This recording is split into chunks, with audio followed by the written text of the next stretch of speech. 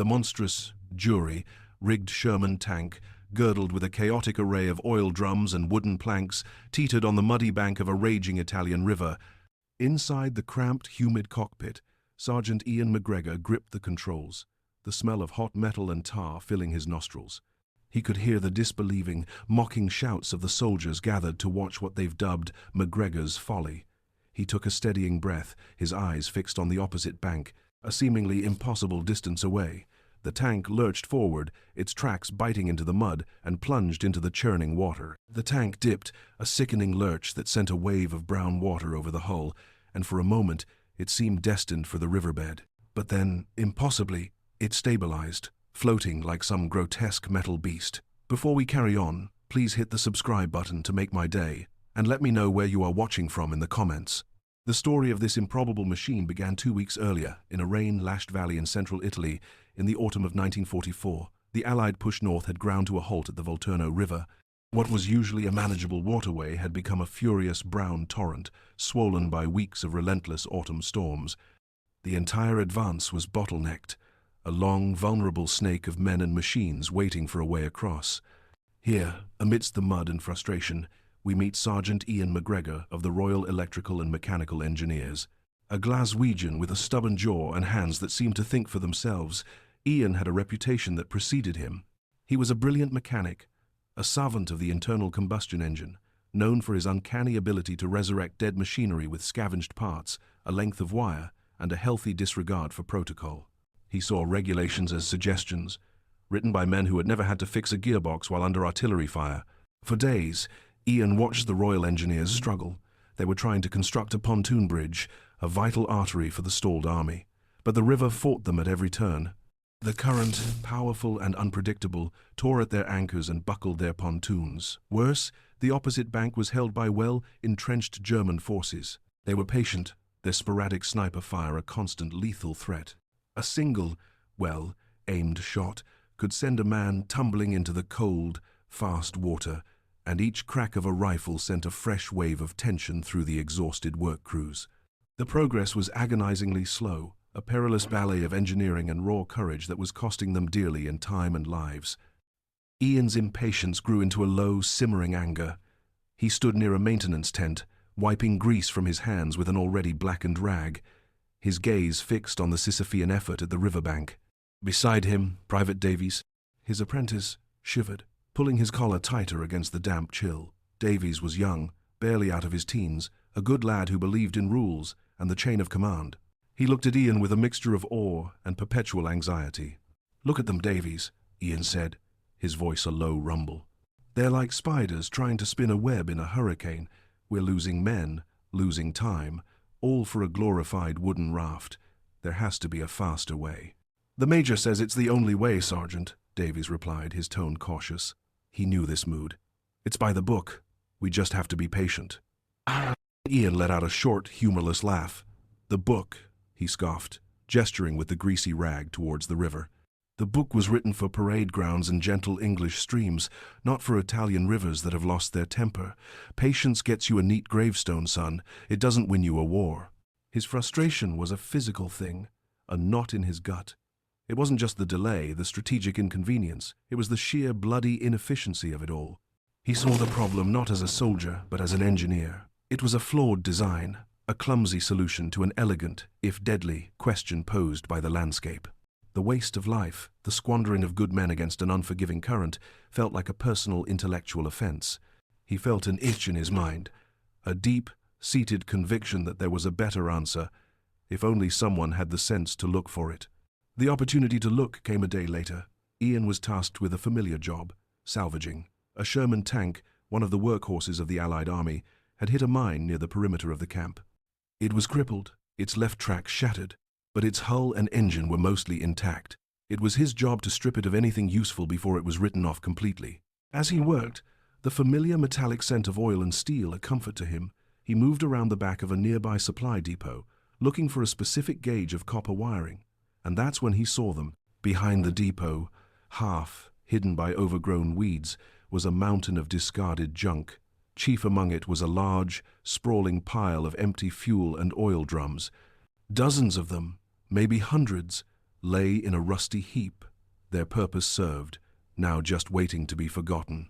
They were sturdy, 55-gallon steel drums, designed to be watertight, to be rolled and dropped and abused without splitting. Ian stopped. He looked from the pile of sturdy, sealed drums to the massive 30-ton chassis of the disabled Sherman he'd been working on. He turned his head, his gaze traveling across the sprawling muddy camp to the brown, churning expanse of the impassable river. The three images clicked together in his mind like tumblers in a lock.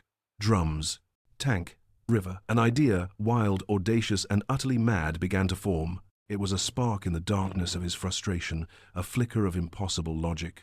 He dropped the wiring he was holding. His hands, fumbling with a sudden, urgent energy, searched his pockets.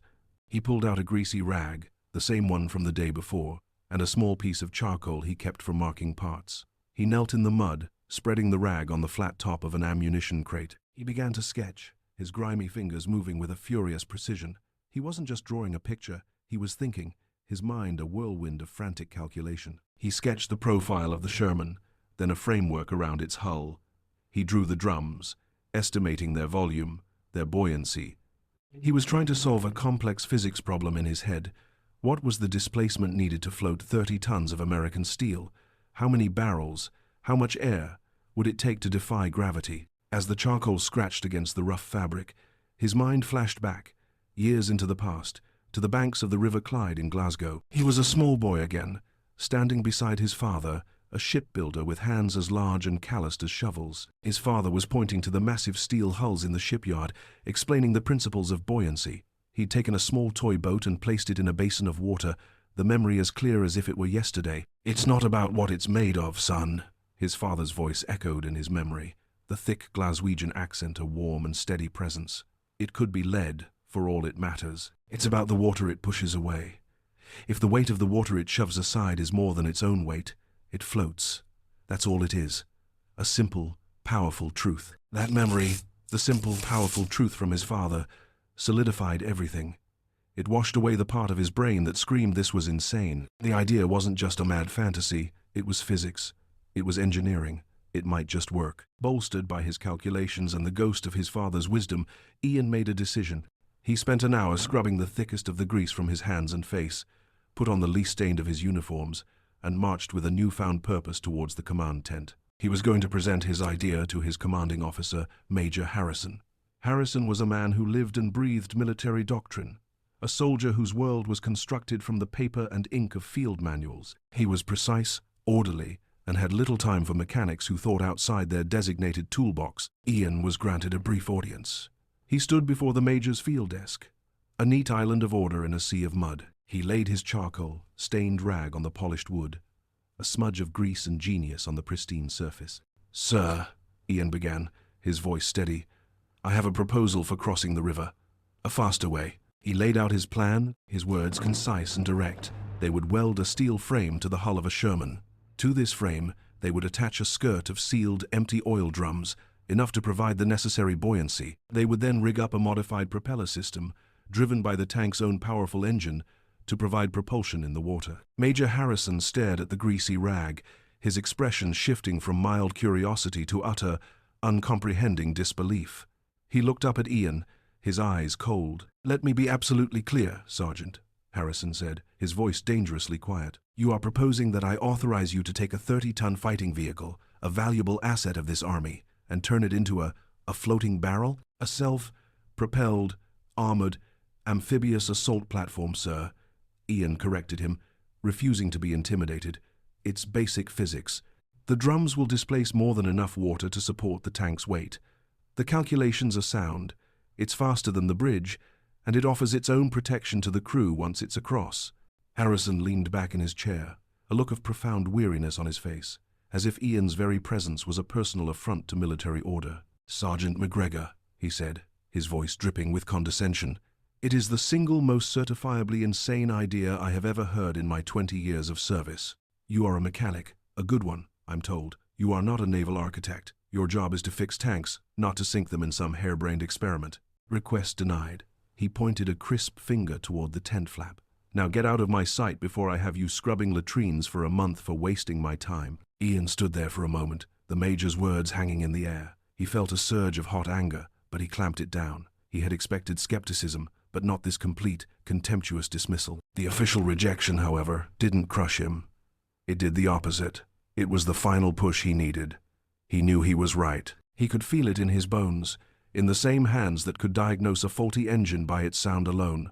The lives of his fellow soldiers, the success of the entire campaign, could depend on this. He calmly picked up his greasy rag, folded it, and tucked it into his pocket. He gave the major a curt nod, turned on his heel, and walked out of the tent. He wasn't defeated. He was liberated. The army had told him no. Fine. He would do it anyway. As he stepped back out into the persistent drizzle, the frustration on his face had been replaced by something else entirely, a dangerous, determined glint in his eye. He was no longer just a mechanic. He was a man with a secret, a mission, and a collision course with the entire military command. The project began that very night, under the cloak of a moonless, drizzling sky. Ian found Davies huddled in the mess tent, nursing a cup of lukewarm tea, his face pale with worry. Ian didn't waste words. He simply jerked his head towards the tent flap, a silent command that Davies, despite his reservations, knew he had to obey. Their first objective was the mountain of steel drums behind the supply depot. The operation was one of tense, whispered instructions and suppressed sounds. Each drum they dislodged from the pile made a hollow metallic clank that seemed to echo for miles in the damp night air. They moved like thieves, their boots sinking into the thick, grasping mud that seemed to cover every inch of the camp. The rain was a constant, chilling presence, plastering their hair to their foreheads and soaking through their uniforms, making their task even more miserable. The drums were heavy and awkward, their roundness making them difficult to grip, their cold, wet steel biting into their fingers. They rolled them one by one, grunting with the effort. Their path a muddy, treacherous trail leading away from the main camp towards a dilapidated, forgotten barn that Ian had scouted earlier. It stood a good mile away, its roof sagging and its walls full of gaps.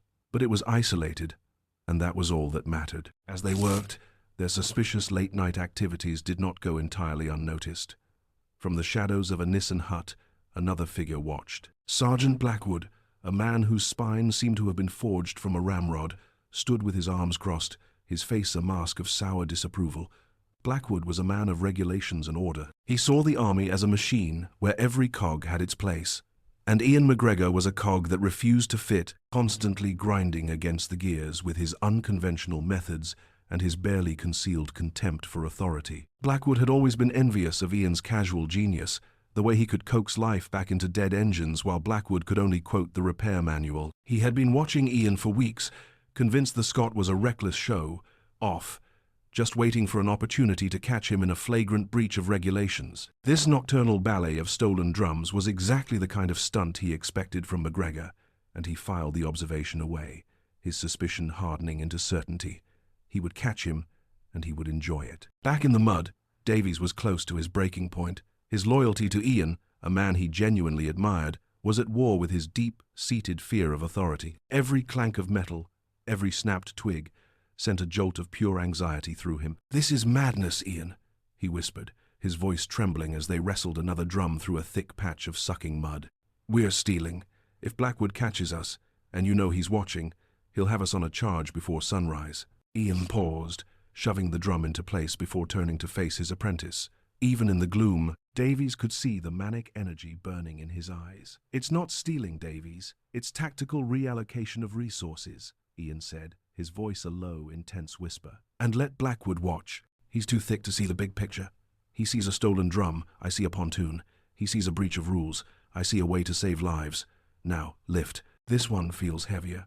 Davies, though unconvinced, bent his back to the task, his fear momentarily eclipsed by the sheer force of Ian's will. For Ian, the physical exertion was a release. His entire being was focused on the engineering problem, the weight of the drum in his hands, a tangible piece of the solution he was building in his mind. With the drums secured in the barn, the next phase of the plan required the centerpiece. Ian, using his authority as a senior NCO in the REMA, went through official channels.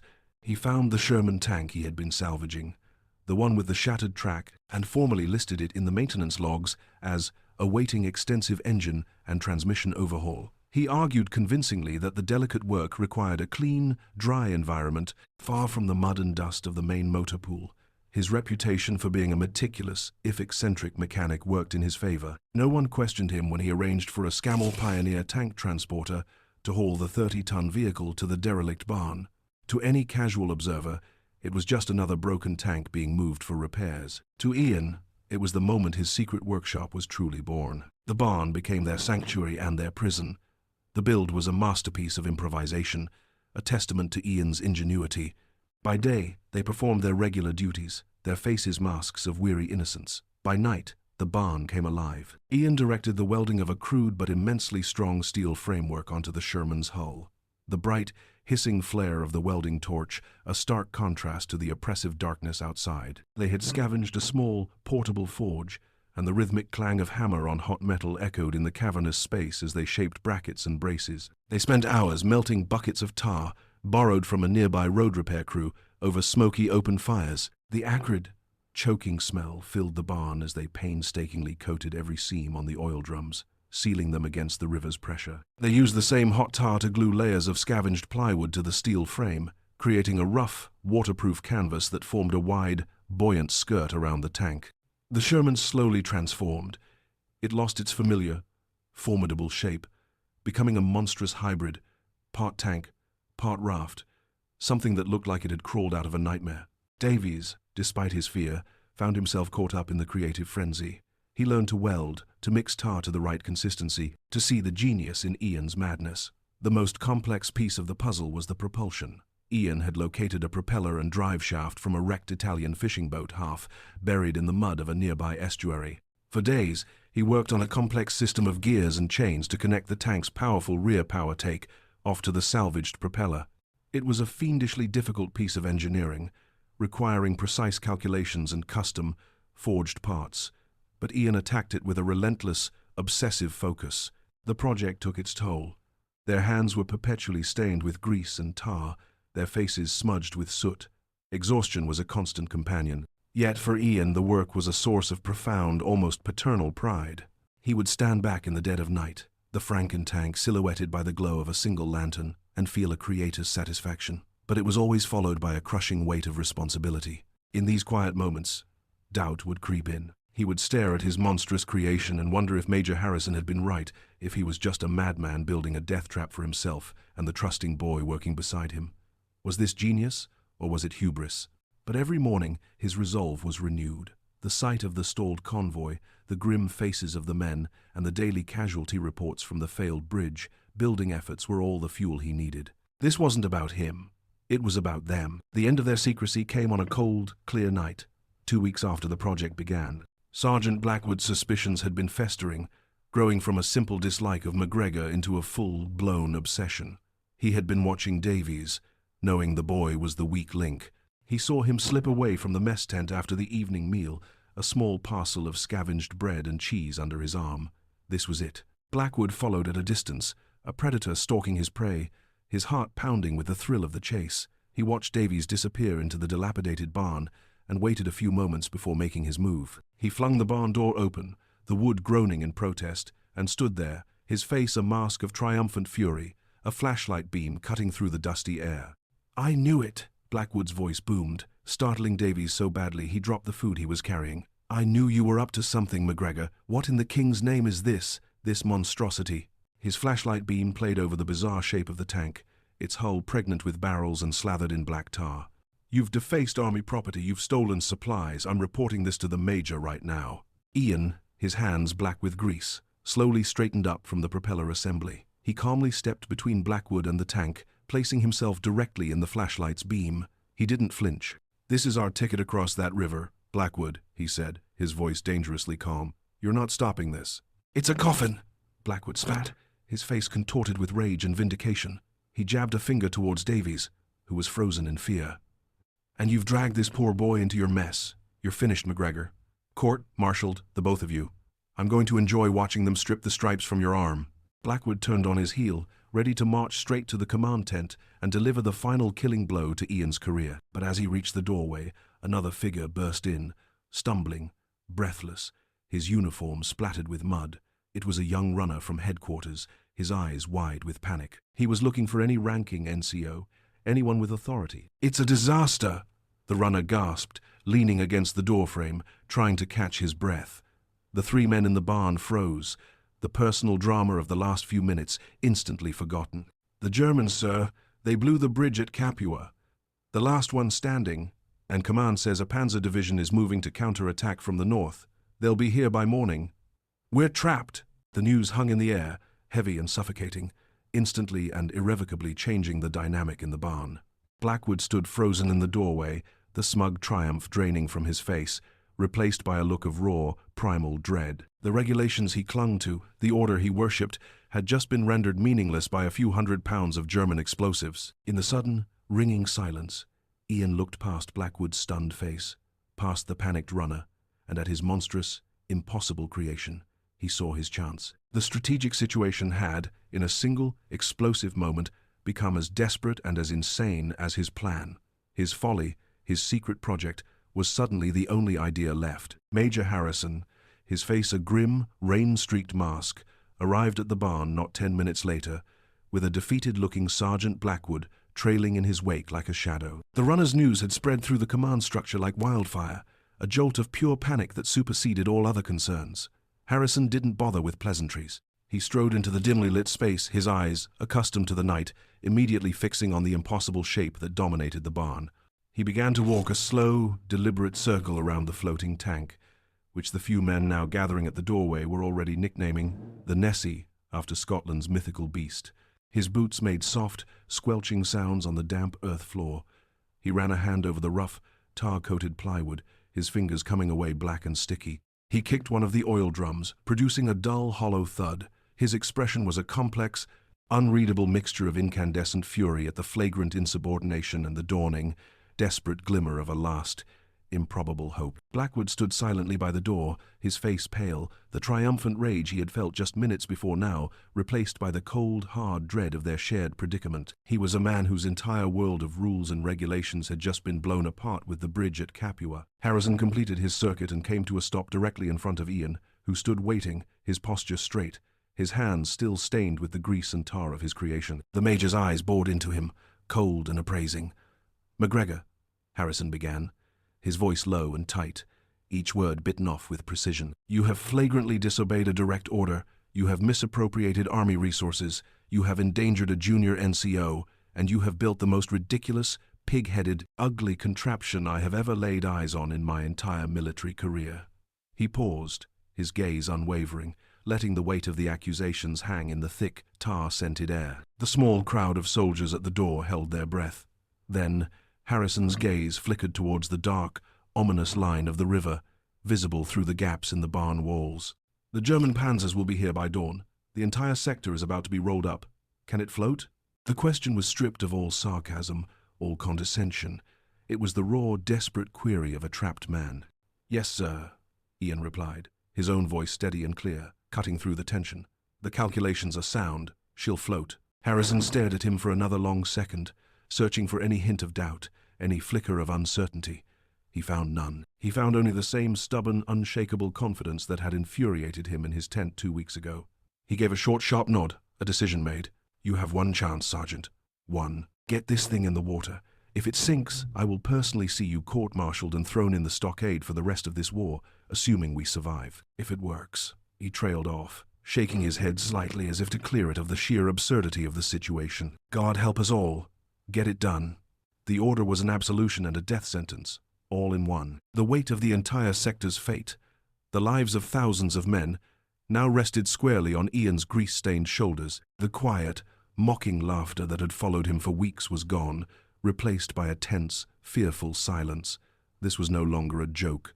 This was their only hope. The full realization of the opening scene unfolded under the cold, pre-dawn sky. The Nessie's engine roared to life with a deafening guttural cough, a sound that seemed to shake the very foundations of the old barn. Ian sat in the driver's seat, his hands moving surely over the familiar controls, while a terrified but resolute Davies sat beside him in the co-driver's position, his knuckles white as he gripped a steel handhold. The monstrous tank, now a symbol of either salvation or ultimate folly, lumbered out of the barn and down the muddy, rutted track towards the riverbank. Soldiers scattered out of its path, their faces a mixture of awe and terror. It moved like a wounded beast, its gate made clumsy by the bulky, drum-filled skirt that surrounded it. Ian didn't stop at the water's edge. He pushed the throttle forward, and the tank lurched down the muddy bank, its tracks churning, clawing for purchase. The transition from land to water was violent.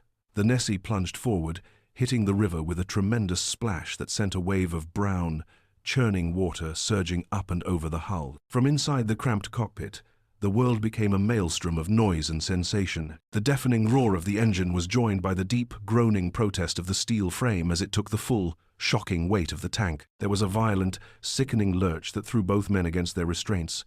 For a heart-stopping 10 seconds, the tank dipped dangerously low, its nose plunging beneath the surface. Brown water washed completely over the forward viewports, plunging the cockpit into a murky, terrifying gloom. Davies, his eyes squeezed shut, began reciting the Lord's Prayer under his breath, his voice a trembling whisper lost in the mechanical chaos. This was it, he thought. This was the coffin Blackwood had promised. Then, just as the hope was draining away, a new sensation made itself felt. It was a deep, resonant groan, not of metal straining, but of immense pressure being met and held. The powerful buoyancy of the hundreds of sealed oil drums took hold.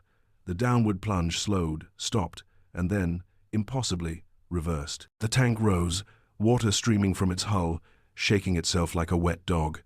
It stabilized, bobbing and pitching in the churning current, but it was floating.